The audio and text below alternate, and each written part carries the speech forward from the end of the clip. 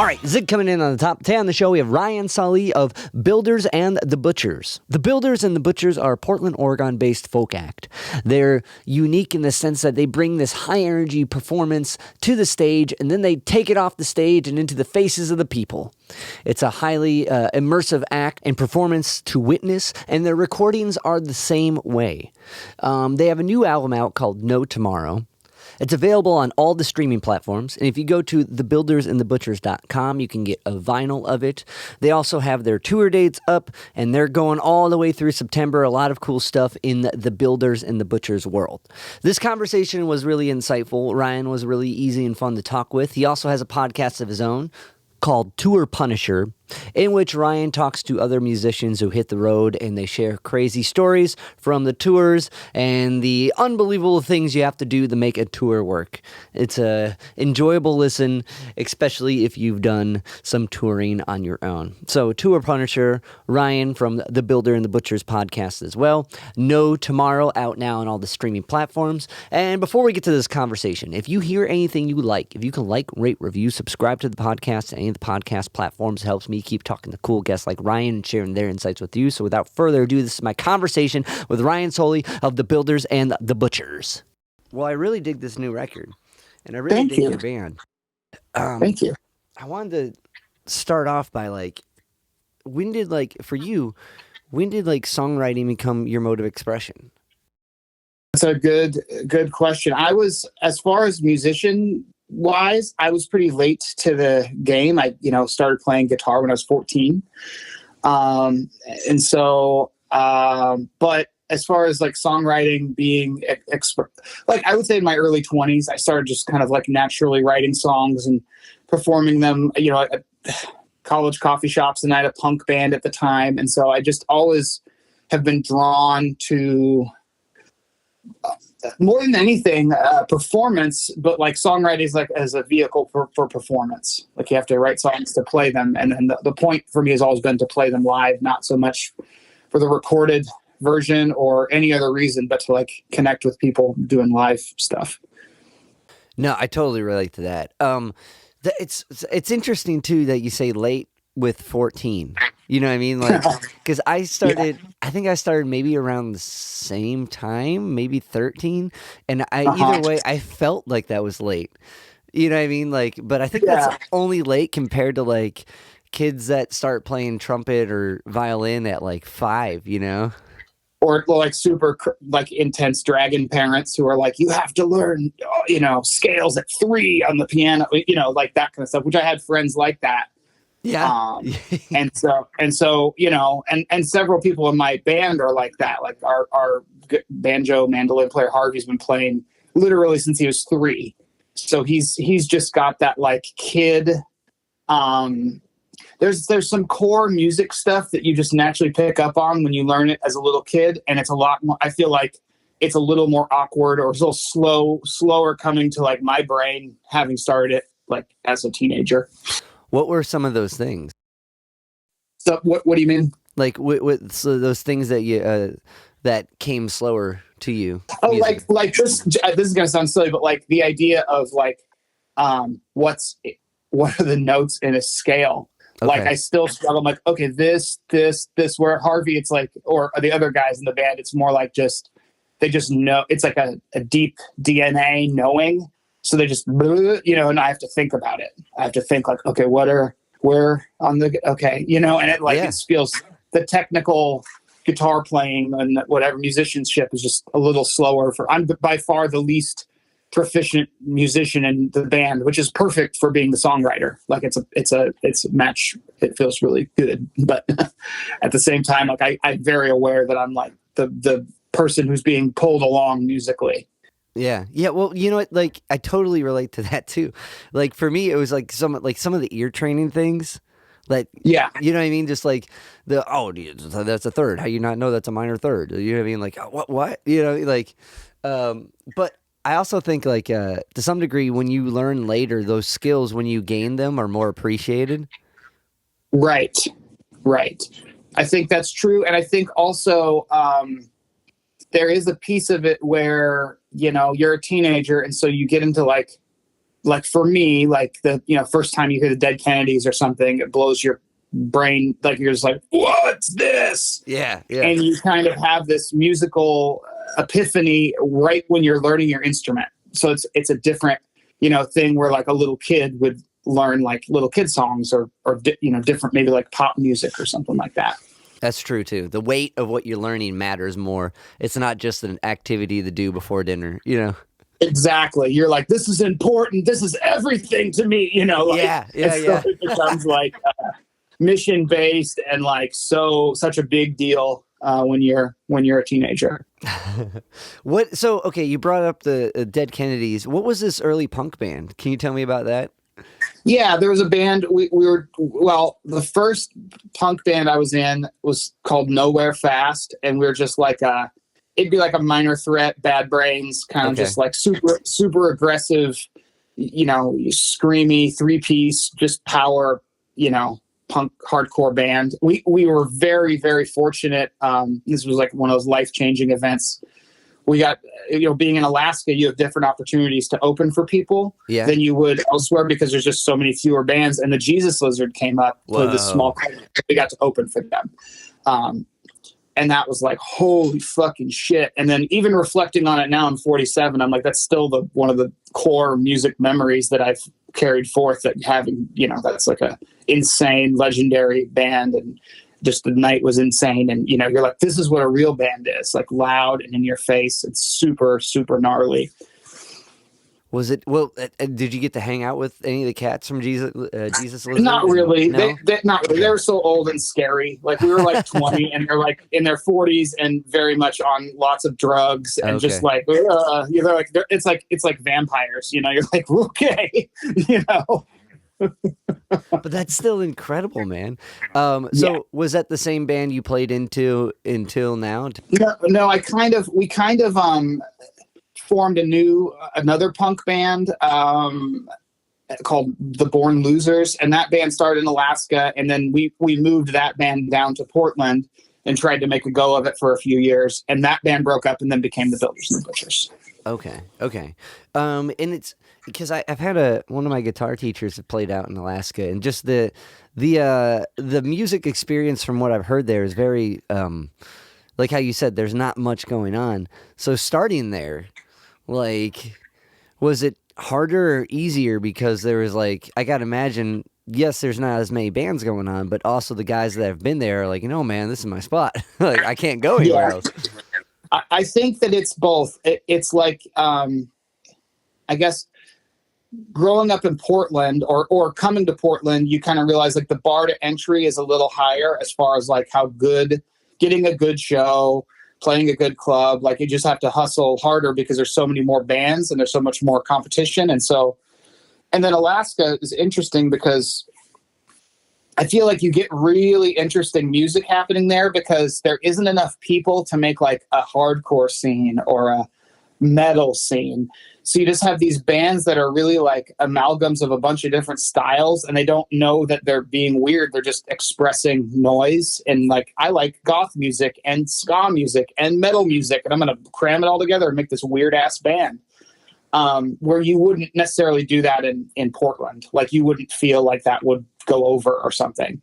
So it's a lot less like judgmental and a lot more just like, yeah, we're just making noise and doing a rec hall and putting on a show for kids. And, it's much more, less pretentious and a little more just kind of expressive. That sounds like is that the skill set that you took away from it? Because I got to imagine there'd be some culture shock moving from Alaska to Portland. Yeah, I think that what I realized was,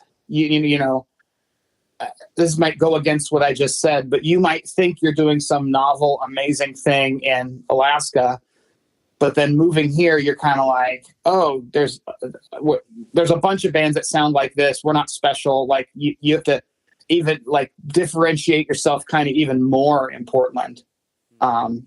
Anyway, yeah. But is it like more, but more specific? You know what I mean? Like yes. Okay, because interesting, man. So like when you guys moved down here, and you started the Builders and the Butchers, and like it's interesting because like Was it because of the band kind of disintegrating that you went the like kind of more like songwriting folk based route? I found myself more than that, like, yeah, yes. And everybody in the band had bands that were kind of winding down or not happening the way they wanted it to. And so it was like a natural kind of, it started as like a side project for everybody. It's just kind of a fun thing to do. But I think that, yeah, for me, it was more like my tastes changed and I started really getting into like old American music, like from pre-1950s and like Lead Belly, and made it like a good friend got me into all this stuff. He was like, he's kind of like a musical historian, kind of nerd kind of guy. But he's like, you got to listen to this and this obscure, weird blues artist. And so I just dove into that and then started writing songs because I really got into that stuff. Story songs and stuff like that. Gotcha.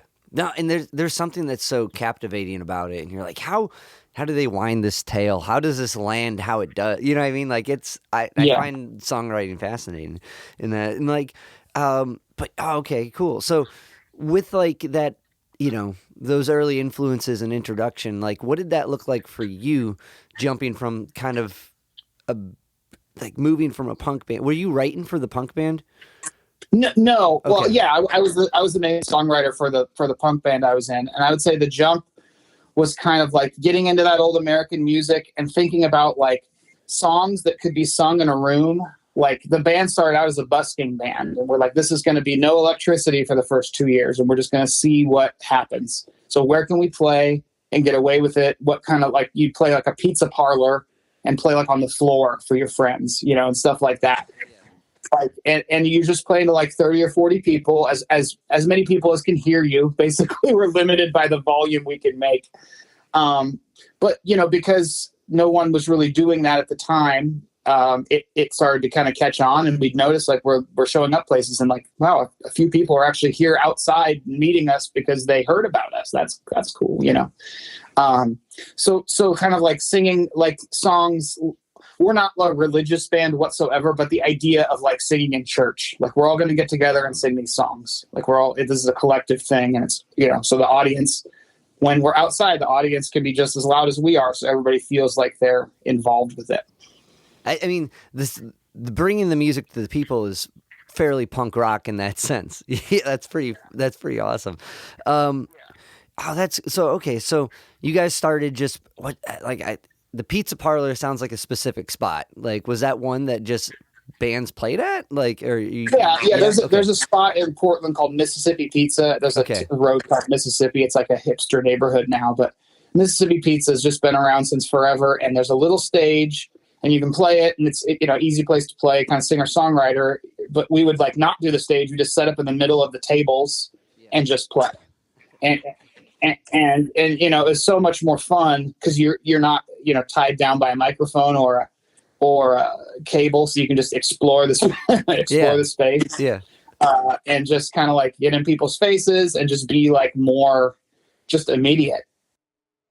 That's awesome. Like, okay, so leading up to that, like, did you have like songs ready, or were they like just a couple kind of ideas and then you guys shaped them after or during like busking experiences? Yeah, I had like a handful of songs ready, probably 4 or 5 songs to play like this. And then it just we just started writing them, and then it just kind of like slowly grew from there. Like, just like, okay, this is working. Let's write more songs. Let's play more songs. And then just like the first collection of songs became like this, a little bit of a thing in Portland where people were like, you got to make a record. And so we did the record similar to how we play, just kind of like live in a room with friends. We'd get friends come over and, load them up with mimosas and have like a big sing-along section. It's very like loose and fun. And so, yeah. Did any of like the interactions from the crowd kind of shape songs? Oh, dude, absolutely. Like it would almost be like we're playing it and the song takes this turn because this many people singing along and whatever. And you're like, let's just let it. It's almost like, let's let it happen and then see what happens instead of like trying to manage it. But this is like the song. I've always considered songs like living things, instead of like, here's the record, we got to play it like the record. It's like the song, all of our songs have changed over 20 years when we play them live, and then add a little thing, take away a little thing. And it makes it so much more fun than just going through the motions of playing something. That's sick. I talked with I don't know if you're hip to this cat, Matt Pless. He's a songwriter, like kind I of mean, what do you call it? Like a folk punk cat. He yeah, played, yeah, yeah, okay. And he was telling me like certain lyrics of his, like when he first started, he would busk, and whatever people walking by would react to is kind of what he dug into. So did you find yeah. anything like that lyrically as well? A little bit, yeah, yeah. Like little like totally, like a little bit. We weren't, a lot of people are out there busking every day. We were never like that. It would be like once a month or once every few weeks. So it wasn't like this like real churning of the thing. But I have this distinct memory of like, we had these two songs that were the last two songs in the first record. One's called 10 Miles Wide and one's called Find Me in the Air. And we just were playing live one day and just naturally, cram those songs together as one song. And we didn't talk about it. It just happened. Like, that was amazing. And I feel like that's how we have to record it, but that happened live, like just kind of making those into two songs into one, just because they were in the same key. And we just started, we're like, oh, that's awesome. We got, big Yeah, moments yeah, like yeah. that are uncalculated and just kind of like spontaneous. That's sick, man. That's well, I can see how like that as a band, it's a novel experience because I gotta imagine the most cats that you started playing with at that time. You go on stage, you play in the bar corner, you do the thing, you kind of like play for hours to an audience that doesn't pay attention. And then to have this experience when you get in the middle of the room and you play for like maybe 30, 15 minutes for nothing but Yeah. attention. You know what I mean? Like how like riveting that would be. Yeah. And it would kind of, some people would get pissed off, because they just want to have like a passive musical experience. And I'm like, well, this isn't your space today. I'm sorry, So from like those kind of smaller like busking experiences, like it seems like people caught on to it though. And like that Yeah. really launched you guys into a spot to do more of that in like the the main stage type of experience, right? Yeah, we've started playing around Portland, and we're very fortunate for us. We've worked, there's some real kind of shitty sharks in the music business, and we've had a real fortune to work with some really lovely people who are, can get you opportunities, but also aren't shitty and just out to get make money off of you or whatever, have weird goals in mind. And so there was a guy who lived here named Kevin French, and he was the booking agent. He's currently a booking agent for like Tame Impala and Oh, damn. massive bands. Yeah. But he grew his agency in Portland, and so he signed like the Walkmen and the Decemberists, and the National got him going. And we were under his were with him for years as kind of like a band that he was working. So we got to open for the Walkmen and the Decemberists and Cake and all these bands that we would have never gotten those shows before. And that really helped us kind of move up in become a stage band and develop us into like a real band. So I guess my first question with that, with like kind of working the room and being like a busking, like kind of like fourth wall breaking band that you're involved now. How do you like, as far as adapting that to like kind of like the concert venue stage in that sense? Were there any like bumps in the road in getting that format to that type of stage? Sure. Like sonically, for the first probably 7 years of the band, I had a shitty, horrible amp that I wouldn't admit sounded like shit. And so I was just like, yeah, whatever. I don't care. This is just punk rock. And I was like, you know what? I need this to at least sound halfway decent. And, you don't think about, like a banjo being electrified. That's a disaster, Yeah. or, like all these things where you're like, oh boy. But you grow. And the good thing about it is everybody in the band, including myself, had been in bands that played on stages before, like lots of times. And so it wasn't like we were learning how to do that piece of it. It was just molding this band to the stage. Right. Yeah. And like, I guess with like interaction and kind of like, exploring the space type of work. Yeah. Was it like, More of like, because I got to imagine if the banjo goes in front of house, there's going to be some squealing. Yeah, exactly. So the way we did that is because we always wanted to keep that busking part. Is we would end, instead of doing like a typical encore, we would just do the last like 3 songs on the floor, like whatever songs we would do, so that, we had that piece to it, and it was totally unplugged, totally acoustic and on the floor. That's how we would end shows for a long time. We would march audiences out of the venue, which pissed them off because then they weren't drinking anymore, or we'd take people into a different space and get weird, and just like we try to do something. I distinctly remember there's this band called Crooked Fingers, who is he's the lead singer of the band Archers of Loath.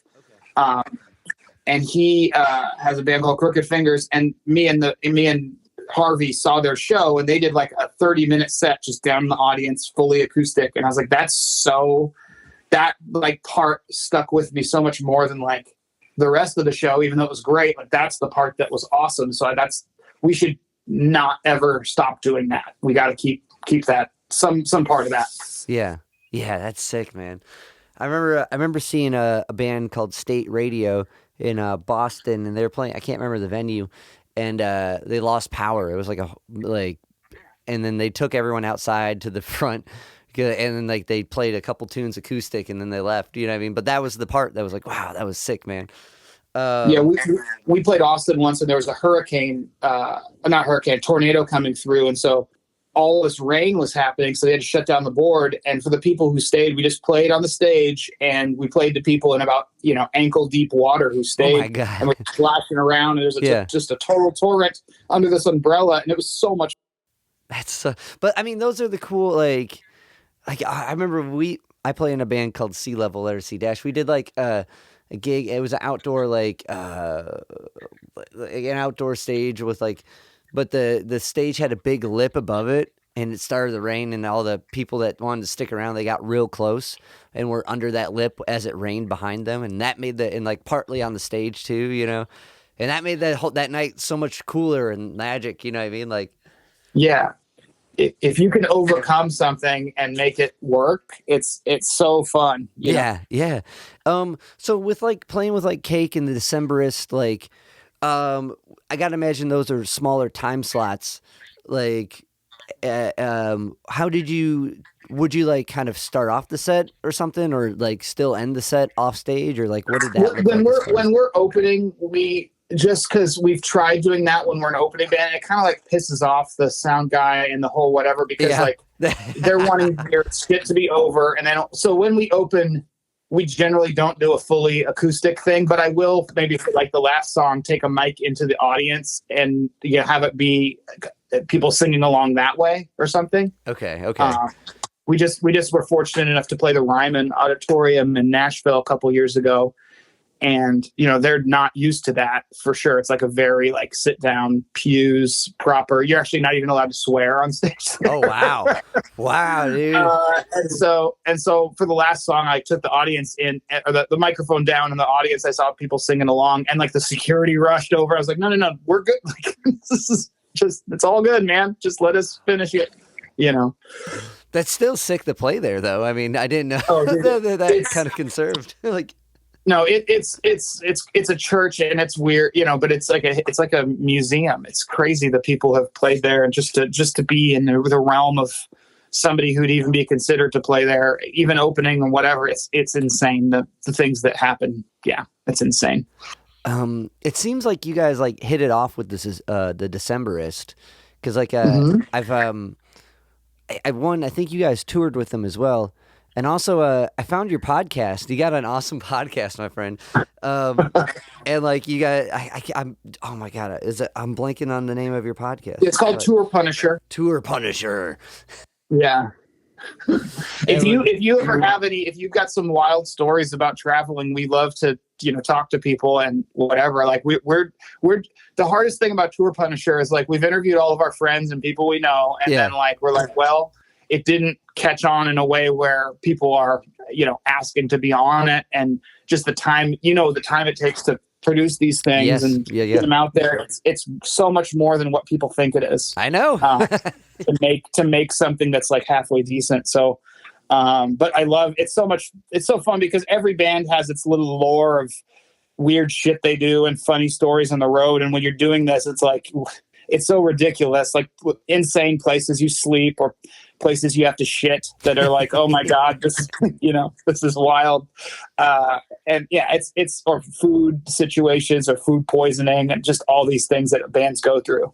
And it's funny and dark and weird and like, why would you put yourself through that? So like, it's a fun thing to do. Well, and I love that it's specifically like targeted in, your topic is that because there is so much weird shit that happens like from A to B and like where you have to crash and like, the nonsense.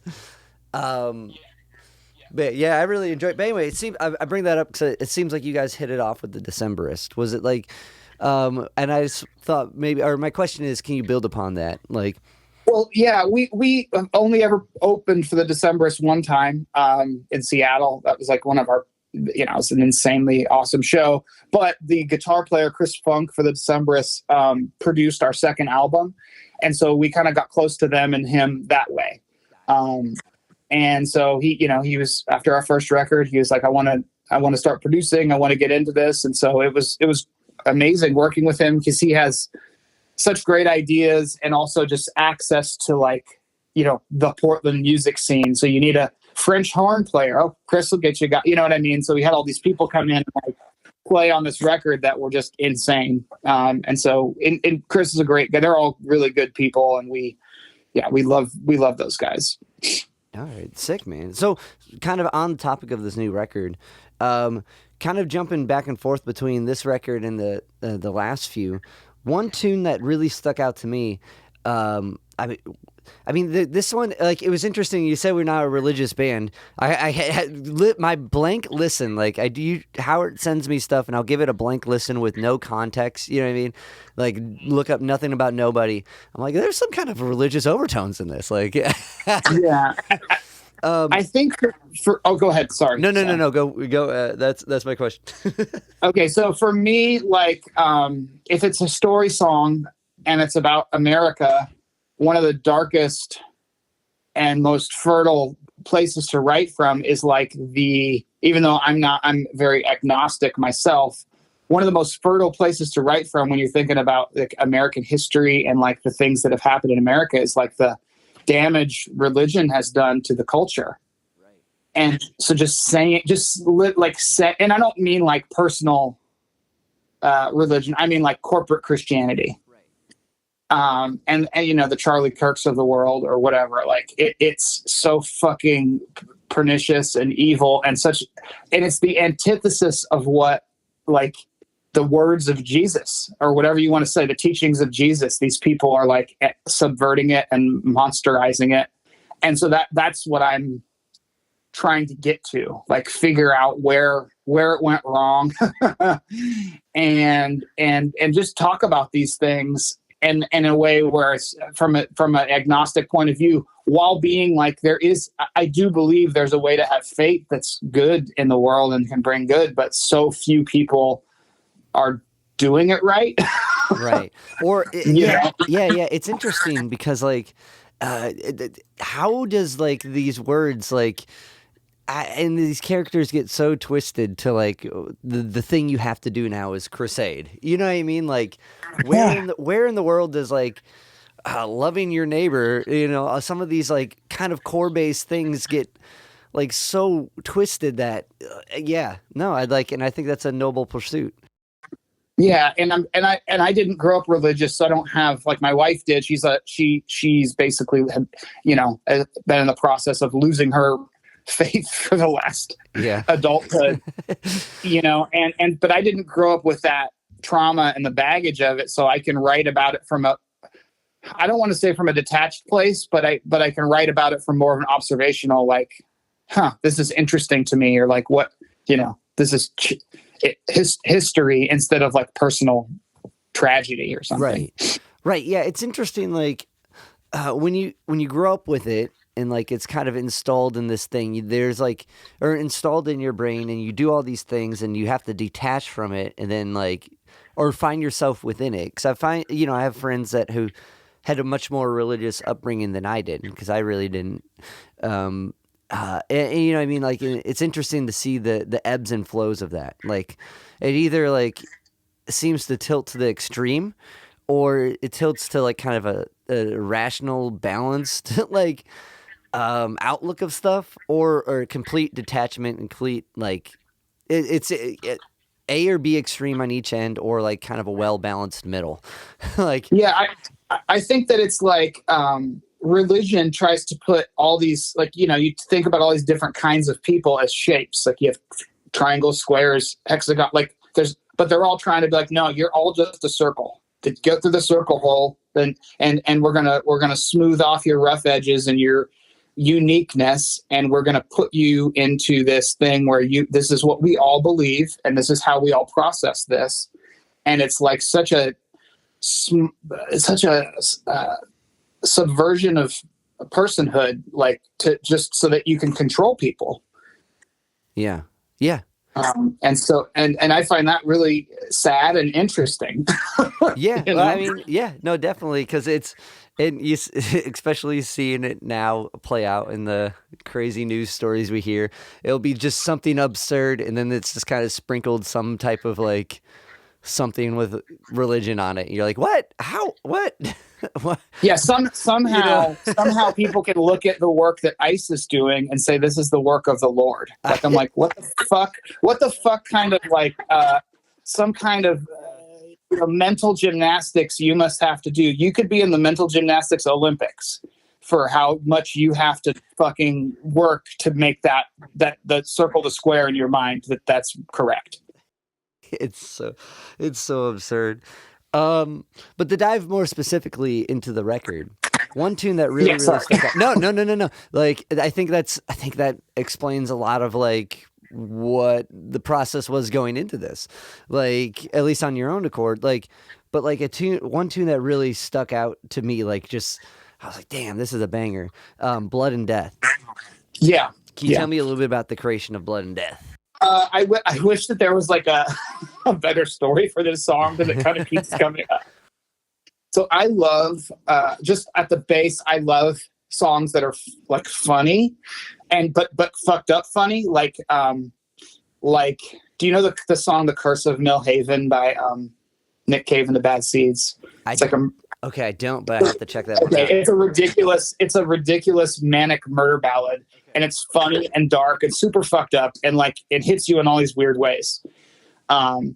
But like songs that are funny but also dark, I love like horror like movies that make you laugh. You know what I mean? Like, yeah, just like B-side horror flicks. B-side like, horror. Yeah. And so I was like, what if? But I also love like spelling songs, like ridiculous, like the Tammy Wynette, the Divorce, you know, that kind of a thing. Or even like Hot to Go by Chappell Roan. I like that song.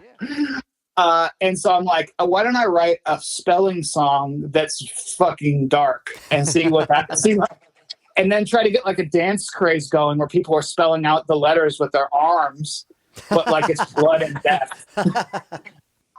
So it's not from like a deep, place. It's just from like a silly, like almost, I don't want to say it's not like a joke song, but you know what I mean? Yeah. Where it's like, well, as a songwriting bit, you know what I mean? Like, to spell out the word is such a different, like, approach, you know what I mean? And like it puts a different emphasis on it because the listener at that point is putting the message together in their head. You know what I'm saying?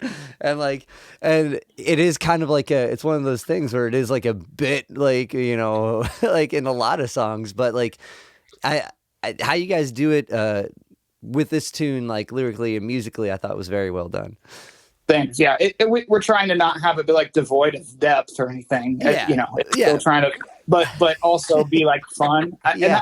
I think the whole thing with the band is like the subject matter is extremely dark, but I think that our live show is fun. And so it's like that tension is like the beauty of what we're trying to do. If we pull off something, that's what we're trying to pull off. Ba-boom. Was it, so with that, like, oh shit, what was I going to say? Well, I guess with that kind of like, so this is like an example of taking bits of other songs you want to incorporate. So as far as like your songwriting routine, Like, do you have one? What does that look like? Man, it really comes in. I vacillate between insane productivity and existential crisis. So like I'll have a year where or 6 months where it's like song after song after song, and I'm like, I can't stop writing, and I'm feeling inspired in this. And then 18 months will pass and I barely write, and I'm like, is it over? Is the well dry? And then something will click, and I'll just be like, okay, either it's like been a couple years and like let's write some songs to make a new record, or it kind of happens naturally. But it's very tap on, tap off. I do not have a songwriting practice. I mainly just walk around my house and hum tunes, and I'm like, oh, that's a good one. And then I'll put it in my phone as like a voice notes and then turn that into a song later. But I'm never consciously sitting down to write. Or if I am, it's to flesh out an idea. It's the song, the little song, the tunes and the little phrases and the little things that the songs grow from just kind of come naturally. Okay. And I don't know, is it like when you're doing nothing, cleaning the house? Is it like when those that you notice that some of these ideas spark? I would say when I'm extraordinary, I'm sure I have some brand of ADHD like everybody does, and who's a creative person. And so it's usually when I'm just busy and I have no time to write that a song will come. And it's almost like my manic brain stirs, and then poop, a song pops out of a weird fold in the brain. And so it's like, oh shit, I got to get that down. And while I'm doing 5 other things, it's never like, I would never like go to a quiet cabin in the woods and write my masterpiece. Like that's not me at all. I relate to that. Like I relate to that. I try to have like a writing routine every day, just like, but that usually doesn't amount to much other than me like, I don't know, showing up to the pond to fish. You know what I mean? Just trying to welcome the idea. But like it always seems like the best like hook or the coolest idea that pops in, or like it is at those moments where you're like, fuck, we're recording all these other records and we got nothing but gigs this week, and like I gotta teach like 30 classes. You know what I mean? Like, yeah, so exactly. It's almost like it stirs your something. I can't explain it, but that's the beauty of it, is that it's mysterious. One other, and a side note, going kind of back to this record, and to build off that, I don't want to. The mysterious part of it, I think, is what keeps it exciting and keeps it fresh. Like, and I think that part's important of it. But to dive back into, I noticed just like going through like this record a few times, a lot of titles have the word fire. Yeah, I know, man. I get stuck there's maybe one song where I don't say the word fire in it. And I think it's kind of like this weird, like the band has always been kind of like apocalyptic or whatever, but like that's the vibe right now in the zeitgeist of the world, is like things are on fire, people are on fire, everything's like just burning. Yeah. And things are getting hotter, and just like it just feels. And like I've always written about rain and just basic elemental forces, and so I guess if I haven't gone into fire on previous records, maybe subconsciously I was like, okay, this will be the fire record or something. I never think about it, and I was like, Jesus Christ, all these songs are just about fire. What's wrong with me? Well, I mean, I think it hones a concept by itself. Then, you know what I mean. And if all this is kind of like an exploration of what you're like expanding upon, what we mentioned upon earlier, your reflections on that, fire and rain and like the downfall and the destruction of stuff is, usually illustrated with some of those like elements. Like it makes sense that it would find its way. I guess my question was, so that was just, it was completely subconscious thing. Okay. With like past records, like do you, I guess, is it, because this one, it seems like it was kind of honed in on that. With other records, were they more song cycle stuff, or also kind of, you know what I'm saying, like, are also kind of reflections on more of a kind of a one idea concept in a sense? I would say every record is so different, but reflecting back, it's almost like I come from a very the songs kind of come in and I'm not thinking about the whole work as a collective thing, but it's almost like what I was going through for that year, plus what is happening in the world around me. It just kind of like leaches into what's happening. Like, for example, the previous record, had songs that were like, West Virginia, Montana, Nebraska. And those songs were written kind of just after the first Trump election, and just kind of like the goring out of middle America culturally, like being like, we're not going to allow anything but our basic way of understanding the world into this thing. And we've decided that this is how we want to be, and what a shame that is. And how it keeps people in mental and physical poverty, like cultural poverty, as far as like not wanting to look, not even wanting to explore the idea of how somebody else could be living in the world. Yeah. Well, it's interesting too, the idea of like kind of a mental poverty, or like the subscribing to certain beliefs or ideals that like kind of limit yourself. You know what I mean? Like I can't remember. I saw a bumper sticker of sorts, and I was like, man, like I get the sentiment. It was like work hard or something. You know what I mean? Like, it was some. I can't remember at this moment. I'm so like, basically, I've literally like worked the last 3 days until like. I understand, man. I'm Mr. Brain Fart. Don't even worry.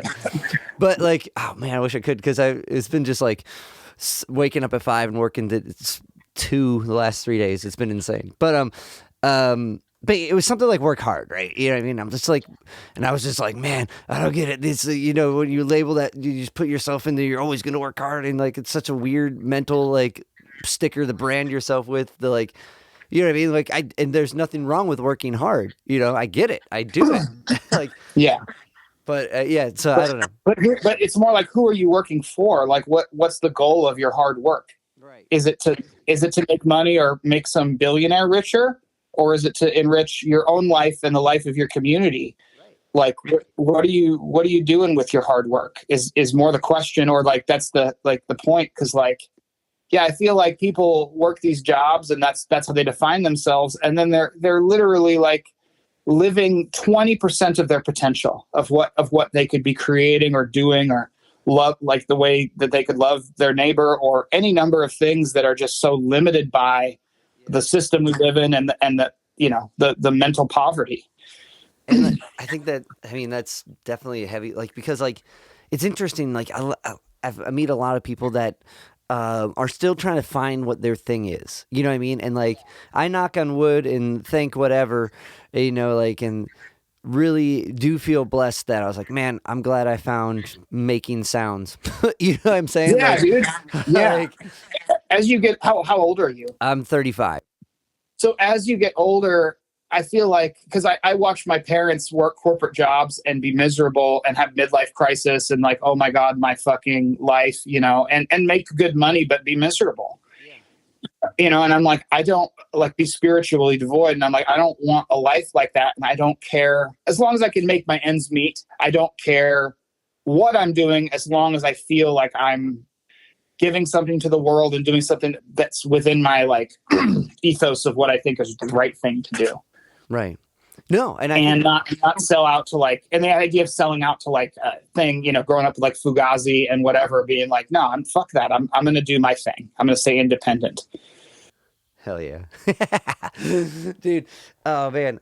Like, no, I totally agree with that. And like, it's just, and it's one of those things, like, I feel so lucky to have found that path, because a lot of people don't. And like you're saying, they find their halfway through, they're like, shit, what am I doing? You know what I mean? Like, yeah. So like, but part of that kind of, I think, comes from that weird mental branding and mental poverty that the system kind of like puts on, individuals. Yeah, it's literally like, oh, cool. Your thing is that you're going to be an Amazon driver, or your thing is that you're going to work for you're going to work for Peter Thiel, or you're going to do some shit that like is evil in the world. Like, I don't know, like, and just so you can get a paycheck. Like, what? And like, I get it. I do believe that all work is dignified. If you're doing something, you're doing something, you know what I mean? Like, like, I also believe that no matter what you're doing, it's a platform to the thing you want to do, right? Like, you can be working Amazon and also like dropping your zine in the packages. You know what I'm saying? Like, Totally. or whatever it is. My wife works training police officers to be better people. That is a hard job that sucks. Yeah, because they don't want to learn, and she has to work with a lot of dumb fucking people. But it's really important work. Yeah, no, definitely, and especially someone who wields that much, just like displacement of power. A cop in a situation has a lot more power than any individual, and that's even a void of a gun. You know what I'm saying? Like, yeah. But man, this has been a riveting conversation. I really. Yeah, man. I've done a lot of interviews for this record so far, and you're fantastic to talk to. Thank you so much. Thank you, man. I really appreciate your time and.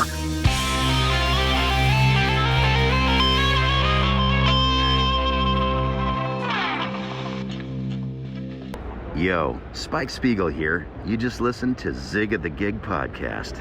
Keep riding the bebop. See you, Space Cowboy. Bang.